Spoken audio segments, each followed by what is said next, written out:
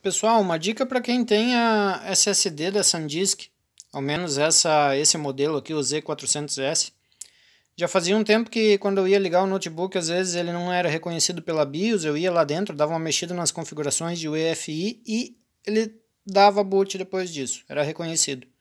Pelo menos a minha sensação era de que quando eu entrava na BIOS e mexia na configuração, ele voltava a funcionar. Talvez não fosse isso. Enfim, eu estava usando ele e de uma hora para outra ele apagou, o sistema parou completamente. Quando eu fui reiniciar o notebook, ele não reconhecia mais. Pensei ser o problema na BIOS, então, no notebook não está reconhecendo, porque não aparecia nem o HD que eu tenho no slot de DVD, um HD, um disco rígido mesmo, né? Então, como os dois sumiram, eu pensei, pô, o problema tá ali, né? Tá no notebook. Quando eu coloquei outro HD no lugar, funcionou, e esse SSD em outro notebook também não funcionou. Eu notei que ele estava aquecendo perto do conector, e aí eu desmontei o case dele, e para minha surpresa, a placa é de 1/3 do tamanho, bem dizer, do case.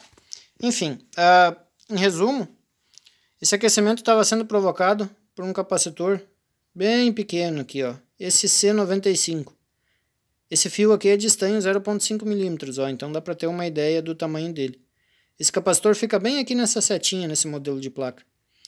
Ele é ligado em paralelo com o C104 aqui. Quando eu testei com o multímetro, os dois acusavam estar em curto, né? Então eu tentei primeiro aquecer com a estação de solda, com bastante cuidado para não aquecer os outros componentes da volta, e removi o C95. Quando eu fui testar com o multímetro, estava tudo ok aqui. Conectei a placa no notebook, funcionou, beleza.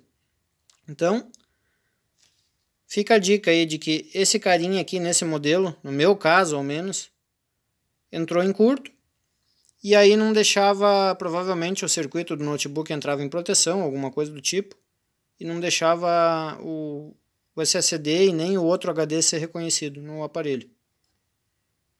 Como eu não tenho nenhum capacitor desse tamanho, eu vou tentar usar ele sem, mas não sei se isso vai me gerar algum problema futuramente ou não. Eu também não sei o valor daquele capacitor.